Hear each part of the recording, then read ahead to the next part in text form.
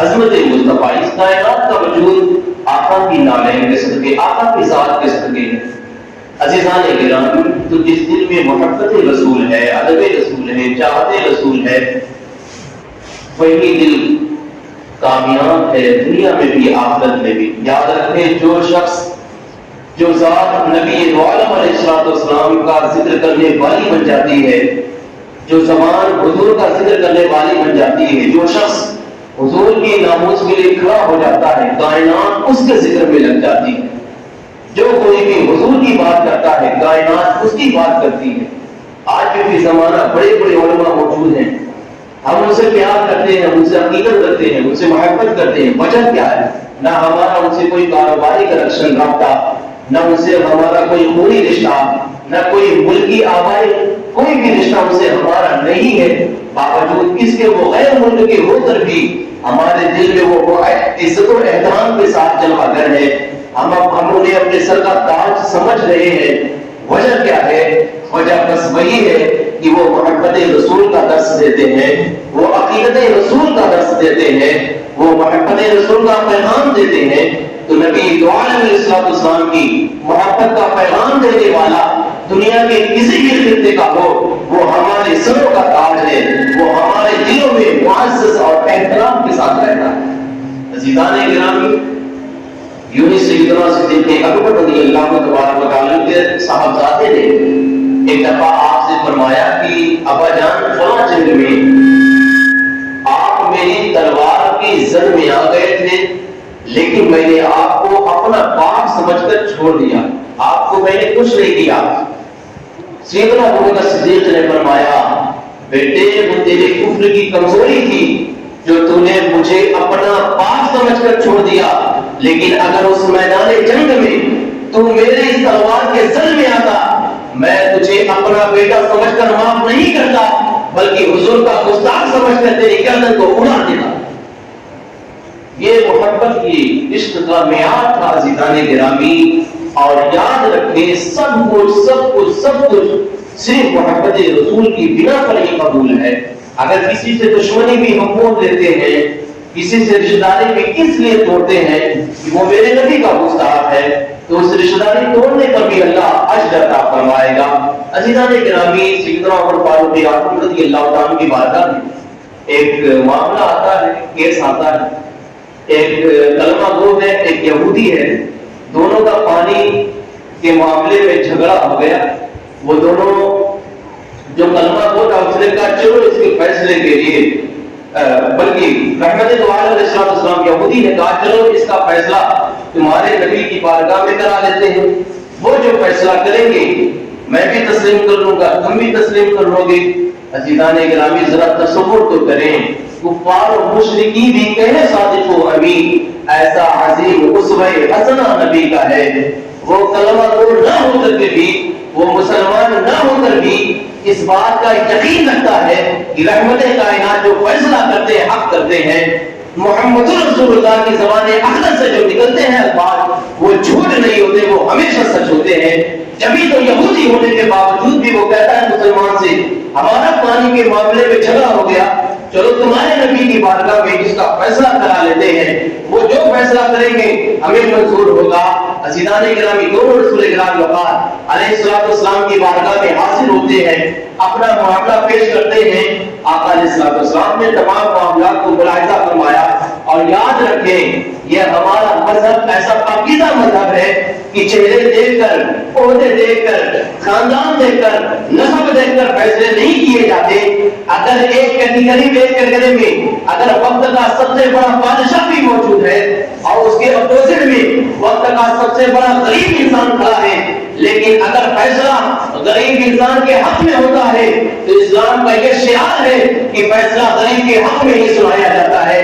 کبھی چہرہ دیکھ کر مذہب اسلام میں فیصلہ نہیں سنایا جاتا۔ آج کے کچھ زرخیز لوگ ہیں جو پیسے کی بنا پر وہ ڈیبیٹ میں جاتے ہیں، مذہب اسلام کے قانون کو تبدیل کرنے کی کوشش کرتے ہیں، لیکن یاد رکھیں ہمیشہ سے یہ ایسا رہا ہے عزیزان گرامی، جس کے دل میں خدا کا خوف ہے، اگر وہ وقت کا بڑا بادشاہ بھی ہو فیصلہ کرنا پڑا ہے تو وقت کے بادشاہ کے خلاف بھی کر گزرے ہیں۔ عزیزان گرامی، تو جب رحمت کائنات علیہ السلام کی بارگاہ میں یہ کیس پہنچا، آقا نے تمام معاملات کو ملاحظہ فرمایا۔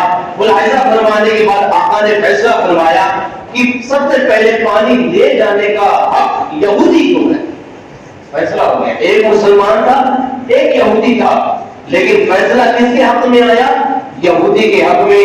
آقا نے فرمایا پہلے پانی لے جانے کا یہودی کو ہے۔ یہاں فیصلہ تمام ہو گیا۔ رحمت کائنات نے فیصلہ فرما دیا، امام الانبیاء نے فیصلہ فرما دیا، خاتم الانبیاء نے فیصلہ فرما دیا۔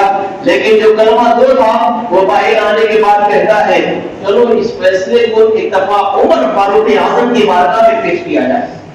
تو جو یہودی کا اس نے کہا تم مسلمان ہو، اپنے نبی کا کلمہ پڑھتے ہو اور اپنے نبی کا فیصلہ نہیں مانتے، تو اب چلو نا عمر کی بارگاہ میں فیصلہ کرا لیتے ہیں، دیکھتے ہیں وہ کیا فیصلہ کرتے ہیں۔ اس کے بعد اس یہودی نے کہا ٹھیک ہے چلو چلتے ہیں عمر کی بارگاہ میں، دیکھتے ہیں وہ کیا فیصلہ کرتے ہیں۔ عزیزان گرامی، وہ یہودی اور مسلمان دونوں کریم آقا کے دونوں سیدنا عمر فاروق اعظم کی بارگاہ میں پہنچتے ہیں۔ وہ تمام اپنے معاملات کو عمر فاروق اعظم کی بارگاہ میں بھی پیش کرتے ہیں، تمام معاملات کو بیان کرتے ہیں۔ جب سب کچھ بیان کر لیا تو یہودی نے پہلے کہا اے عمر فاروق اعظم، اس سے پہلے ایک بات سن لے، یہ فیصلہ آپ سے پہلے ہم نے آپ کے نبی کی بارگاہ میں پیش کیا ہے اور آپ کے نبی نے میرے حق میں فیصلہ سنایا ہے، لیکن یہ کلمہ کو جو ہے اس نے کہا چلو یہ فیصلہ سیدنا عمر فاروق اعظم کی بارگاہ میں کرا لیا جائے۔ آقا عمر نے فرمایا، مولا عمر نے فرمایا اچھا اس کا فیصلہ نبی نے فرما دیا ہے اور یہودی تیرے حق میں نبی نے فیصلہ فرمایا؟ ہاں نبی علیہ السلام نے میرے حق میں فیصلہ فرمایا، لیکن یہ کلمہ تو ہے اس نے کہا عمر کی بارگاہ میں چلتے ہیں، وہ جو فیصلہ کریں گے تسلیم کر لیں گے۔ عزیزان گرامی، سیدنا عمر فاروق اعظم نے فرمایا ٹھہرو ابھی فیصلہ کرے دیتا ہوں۔ آپ اندر جاتے ہیں، تلوار لاتے ہیں اور کلمہ کو کا کام تمام کر دیتے ہیں۔ سر دھڑ سے آپ نے الگ کر دیا۔ اس کے بعد شور ہو گیا کہ عمر نے ایک کلمہ پڑھنے والے مومن کا قتل کر دیا، عمر فاروق اعظم نے ایک کلمہ کو مومن کا قتل کر دیا۔ اور جب یہ بات رحمت دو عالم علیہ السلام نے سماعت فرمائی، آقا فرماتے ہیں عمر کسی مومن کا قتل نہیں کر سکتے۔ نبی نے فرمایا عمر کسی مومن کا قتل نہیں کر سکتے۔ آقا عمر کے گھر تشریف لاتے ہیں، عرض کرتے ہیں اے عمر کیا تم نے کسی کلمہ کو مومن کا قتل کر دیا ہے؟ ہم نے سنا ہے تم نے کسی مسلمان کا قتل کر دیا ہے، کسی مومن کا قتل کر دیا ہے۔ آقا مولا عمر فرماتے ہیں یا رسول اللہ جو آپ کا فیصلہ نہ مانے وہ مومن ہے ہی نہیں، میں اس کو مومن تسلیم ہی نہیں کرتا۔ یا رسول اللہ اس نے آپ کے فیصلے کا انکار کیا، میں نے اس کے سر کو دھڑ سے الگ کر دیا۔ عزیزان گرامی، یہ معاملہ یہ بات چیت ہو ہی نہیں تھی، اللہ رب العزت کی مرضی سے سید الملائکہ جبرائیل امین آقا جان کی بارگاہ میں حاضر ہوتے ہیں اور آیت لے کر حاضر ہوتے ہیں جس کا ترجمہ مفہوم و خلاصہ یہ ہے اے محبوب جو آپ کا فیصلہ نہ مانے وہ مومن ہے ہی نہیں۔ عزیزان گرامی، تو جس کے دل میں اطاعت رسول کا جذبہ ہے، جس کے دل میں محبت رسول ہے، وہی کامل مومن ہے، وہی کامیاب مومن ہے، اسی کے لیے اللہ رب العزت نے جنت بنایا ہے۔ اور دیکھیں محبت رسول، ایک دفعہ سیدہ عائشہ صدیقہ عفیفہ کی بارگاہ پر زانو اقدس میں آقا علیہ السلام اپنا سر اقدس رکھ کر آرام فرماتے ہیں۔ یا ہمارے لیے قیمتی بات، زندگی میں ایک دفعہ ہی صحیح، جن احباب کی شادی ہو چکی یا جن کی ہونے والی ہو، زندگی میں ایک دفعہ ہی صحیح اپنی بیوی کے زانوں پہ اپنا سر رکھ کر کچھ دیر کے لیے اس لیے لیٹ جائیں کہ میرے آقا علیہ السلام کی سنت ہے۔ اور اللہ باللہ اگر سنت سمجھ کر، بلکہ ہے ہی سنت، سنت کی نیت سے، سنت پہ عمل کی نیت سے اپنی بیوی کے زانوں پہ اپنا سر رکھ کر کچھ دیر کے لیے سو جائیں گے تو اللہ رب العزت زوجین کے درمیان بے پناہ محبت پیدا فرمائے گا، اور رب تعالیٰ نے چاہا اس عمل کی بنا پر وہ ہماری خطاؤں کو بھی معاف فرما دے گا۔ محبوب کی ادا پہ عمل ہے نا، محبوب کی ادا سے بھی رب کو بڑا پیار ہے۔ عزیزان گرامی، اس کے بعد سیدہ عائشہ نے آسمان کی طرف دیکھا، چمکتے دمکتے تارے نظر پڑی۔ آپ نے پوچھا آقا آسمان میں جتنے تارے ہیں کیا اتنی نیکیاں بھی کسی کی ہیں؟ آقا نے فرمایا ہاں وہ میرا عمر ہے. آسمان پہ جتنے تارے ہیں اتنی عمر کی نیکیاں ہیں. اس کے بعد عائشہ صدیقہ نے فرمایا یا رسول اللہ پھر میرے والد کی نیکیاں کہاں ہیں؟ آقا نے فرمایا اے عائشہ اگر عمر کی زندگی بھر کی تمام نیکیاں ایک پلڑے میں رکھی جائیں اور صدیق کی قال کی ایک نیکی ایک پلڑے میں رکھی جائے تو عمر فاروق اعظم کی تمام نیکیوں پر عمر فاروق اعظم کی زندگی بھر کی نیکیوں پر صدیق اکبر کی غار کی ایک نیکی غالب آ جائے گی. اب ذرا تصور کریں نا عمر فاروق اعظم کی تمام نیکیاں ایک طرف پوری زندگی کی نیکیاں ایک طرف اور صدیق اکبر کی غار کی ایک نیکی ایک طرف.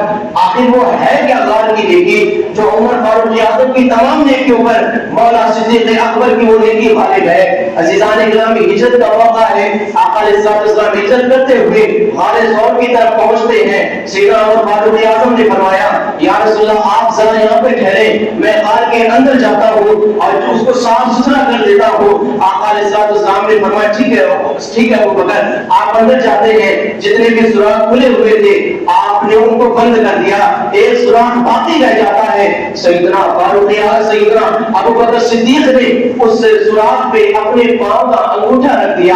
آقا جان کو اندر بلاتے ہیں. آقا علیہ السلام اندر تشریف لاتے ہیں اور زان ہوئے صدیق اکبر پر اپنا سر اقدس و انور و اطہر رکھ کر آرام پذیر ہو جاتے ہیں. آقا اپنی رحمت والی آنکھیں بند فرماتے ہیں. عزیزان گرامی تو جس سوراخ پہ سیدنا صدیق اکبر نے اپنے پاؤں کا انگوٹھا رکھا ہوا تھا اس کے اندر سالوں سے ایک سانپ موجود تھا. اس کے بعد وہ سانپ نے سیدنا صدیق اکبر کے پاؤں کے انگوٹھے پہ ڈنک مارنا شروع کر دیا. ڈنک پہ ڈنک مارتا رہا ڈنک پہ ڈنک مارتا رہا لیکن صدیق اکبر نے اپنے انگوٹھے کو ہٹایا نہیں. کیوں نہیں ہٹایا؟ اس لیے نہیں ہٹایا کہ ان کے زانوں پر رحمت کائنات سر رکھ کر آرام فرماتے. آپ جان رہے تھے اگر میں اپنا پاؤں ہٹاتا ہوں تو رحمت کائنات کے آرام میں خلل واقع ہو جائے گا. عزیزان گرامی گویا صدیق اکبر نے کہا ہو ایسا 1000 مرتبہ تو مجھے ڈنک مارنے گوارا ہے 1000 بار تو مجھ میں اپنا زہر اگلنے گوارا ہے تو چاہے جتنا بھی ڈنک مار سب گوارا ہے لیکن حضور کے آرام میں خلل آئے یہ مجھے گوارا نہیں. عزیزان گرامی تو حضور کے آرام کی خاطر سانپ کے ڈنک کو صدیق اکبر نے غار ثور میں بے انتہا برداشت کیا. عزیزان گرامی آقا کی نیند میں آرام آقا کے آرام میں خلل واقع نہ ہو اس لیے صدیق اکبر نے غار ثور میں سانپ کے ڈنک کو برداشت کیا. تو یہ نیکی یہ عمل اللہ رب العزت کی بارگاہ میں اتنا عزیز اور مقبول ہو گیا کہ عمر جیسے جلیل القدر صحابی جن کے بارے میں آقا فرماتے ہیں اگر میرے بعد کوئی نبی ہوتا تو وہ عمر ہوتا. مطلب کیا ہے کہ عمر میں وہ ساری خوبیاں ہیں عمر میں وہ سارے اوصاف ہیں جو ایک نبی میں ہونے چاہیے لیکن لا نبی بعدی میرے بعد کوئی نبی نہیں. اگر میرے بعد کوئی نبی ہوتا تو وہ عمر ہوتے. وہ عمر جن کا راستہ دے جس راستے پہ عمر چلے شیطان راستہ چھوڑ کر بھاگ جائے وہ عمر جن کے حوالے سے آقا فرماتے ہیں جبریل امین اگر حضرت نوح علیہ السلام کی عمر لے کر آئے اور 1000 سال تک اور صاحب عمر فاروق اعظم بیان کرے تو 1000 سال کی عمر لے کر بھی جبریل امین عظمت فاروق اعظم بیان نہیں کر سکتے. ایسے جلیل القدر عمر فاروق اعظم کی زندگی بھر کی تمام نیکیوں پر صدیق اکبر کی غار کی وہ ایک نیکی غالب آ گئی. وہ نیکی کیا ہے؟ کیا وہ نیکی نماز ہے؟ نہیں. کیا وہ نیکی صدقہ ہے؟ نہیں. کیا وہ نیکی تہجد ہے؟ نہیں. کیا وہ قرآن کی تلاوت ہے؟ نہیں. وہ نیکی بس اتنی ہے وہ نیکی اتنی ہے کہ محبت رسول میں صدیق اکبر نے سانپ کے ڈنک کو برداشت کر لیا. اللہ رب العزت نے عمر جیسے صحابی کی زندگی بھر کی نیکیوں پر اور صدیق اکبر کی غار کی اس نیکی کو غالب کر دیا. آقا فرمایا کرتے اے ابو بکر میری زندگی بھر کی تمام نیکیاں لے لو وہ غار کی ایک نیکی مجھے دے دو وہ غار والی مجھے ایک نیکی دے دو. عزیزان گرامی وقار دنیا ہو قبر ہو آخرت ہو جنت ہو جہاں کہیں بھی جائیں گے بس محبت رسول اگر دل میں ہے تو کامیابی ہے. اگر دل میں حضور کا ادب نہیں دل میں حضور کی محبت نہیں تو یہاں بھی رسوائی ہے قیامت میں بھی رسوائی ہے. جو حضور کا شیدا ہے قبر میں جب جب اس کے احباب ڈال کر چلے آتے ہیں تو وہ قبر اندھیری ہوتی ہے، لیکن حضور کا جب شہدا پہنچتا ہے تو وہ قبر تابناک و روشن و منور ہو جاتی ہے، اور وہ قبر جنت کی باغوں میں سے ایک باغ ہو جاتی ہے۔ لیکن اسی قبر میں جب حضور کا گستاخ پہنچتا ہے تو وہی قبر جہنم کے گڑھوں میں سے ایک گڑھا بن جاتی ہے۔ عزیزان گرامی، قیامت کے میدان میں جب حضور کا عشاق پہنچے گا، حضور کا دیوانہ پہنچے گا، تو سورج کی سوانحے کی سورج کی تپش اس کو چھو نہ سکے گی، چونکہ عرش الہی کا سایہ عشاق مصطفیٰ کو ملے گا، رحمت الحمد کا سایہ نبی کے دیوانوں کے ملے گا۔ عزیزان گرامی، کملی والے مصطفیٰ کی کملی چادر کا سایہ حضور کے دیوانوں کو ملے گا، لیکن جو حضور کا گستاخ ہے سوانحے کے سورج کی تپش سے اس کا جسم کھولتا ہوگا، وہ پسینے میں گھوٹا زن ہوگا، جو حضور کا ادب کرنے والا، جو حضور کا دل میں پیار بسانے والا ہوگا، قیامت کے میدان میں دستے مصطفیٰ سے آب کوثر کا چھلکتا میٹھا جام پلایا جائے گا۔ لیکن جو حضور کا گستاخ ہوگا قیامت کے میدان میں اس کی زبان سوکھ کر مثل کانٹا ہو جائے گی۔ جو حضور کا گستاخ ہوگا، جو حضور کا ادب کرنے والا ہوگا، جو حضور کا پیار کرنے والا ہوگا، قیامت کے میدان میں پل صراط سے رب سلم کی دھارت سے گزر کر جنت الفردوس میں دائمی ٹھکانہ پا جائے گا۔ لیکن جو حضور کا گستاخ ہوگا پل صراط سے گزرے گا تو کٹ کر دائمی جہنمی بن جائے گا۔ کہ محمد سے وفا تو نے تو ہم تیرے ہیں، یہ جہاں چیز ہے کیا لوح و قلم تیرے ہیں، اور محمد کی محبت دین حق کی شرط اول ہے، اسی میں ہو اگر خامی تو سب کچھ نامکمل ہے۔ حضور کی محبت چھوڑ کر، حضور